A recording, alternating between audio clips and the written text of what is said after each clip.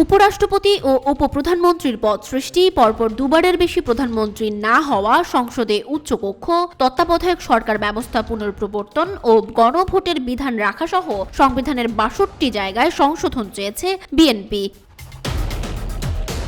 অন্ধ্রপ্রদেশ সরকার গঠিত সংবিধান সংস্কার কমিশন দায়িত্ব গ্রহণের পরই দেশের প্রধান রাজনৈতিক দলগুলোকে সংস্কার প্রস্তাব পেশ করতে বলেছিল। সেই আহ্বানের ধারাবাহিকতায় মঙ্গলবার বিএনপি তাদের প্রস্তাবগুলো উপস্থাপন করে। দলটির পক্ষে স্থায়ী কমিটির সদস্য সালাউদ্দিন আহমেদ সংবিধান সংস্কার কমিশনের কাছে লিখিত ওই প্রস্তাবমালা জমা দেন। পরে তিনি সাংবাদিকদের বলেন, ক্ষমতার ভারসাম্য আনার জন্যই এসব প্রস্তাবনা করা হয়েছে। সংবিধানের প্রস্তাবনা থেকে শুরু করে তফসিল পর্যন্ত ৬২টি জায়গায় বিভিন্ন সংশোধনীর প্রস্তাব যুক্ত করা হয়েছে। প্রস্তাবনার মূল অংশে কিছু নতুন প্রস্তাব দিয়েছে বিএনপি।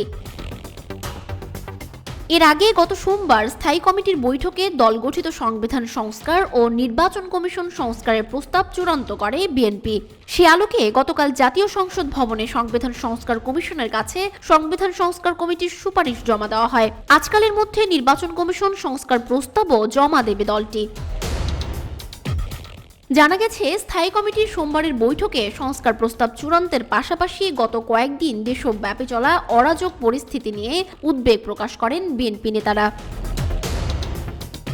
দেশ সঠিকভাবে চলছে না এবং বিদ্যমান নৈরাজ্যকর পরিস্থিতিতে বিএনপি উদ্বিগ্ন, সেটি অবহিত করতে শিগগিরই প্রধান উপদেষ্টার সঙ্গে বিএনপির একটি প্রতিনিধি দলের সাক্ষাতের বিষয়ে সিদ্ধান্ত হয়েছে বলেও জানা গেছে। এছাড়া পতিত ফ্যাসিবাদের চক্রান্তের বিরুদ্ধে শিগগিরই কর্মসূচি দেওয়ার চিন্তা ভাবনা করছে বিএনপি। এই ইস্যুতে ঢাকায় বিক্ষোভ সমাবেশ কর্মসূচি দিতে পারে দলটি।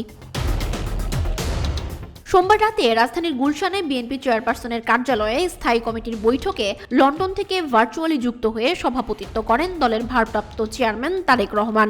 প্রায় ২ ঘণ্টা ধরে চলা বৈঠকে দলের মহাসচিব মির্জা ফখরুল ইসলাম আলমগীর ছাড়াও অংশ নেন ডক্টর খন্দকার মোশাররফ হোসেন, ব্যারিস্টার জমির উদ্দিন সরকার, মির্জা আব্বাস, ডক্টর আব্দুল মঈন খান, নজরুল ইসলাম খান, আমির খসরু মাহমুদ চৌধুরী, সালাউদ্দিন আহমেদ, সেলিমা রহমান, ইকবাল হাসান মাহমুদ টুকু, মেজর অবসরপ্রাপ্ত হাফিজ উদ্দিন আহমেদ ও অধ্যাপক AZM জাহিদ হোসেন।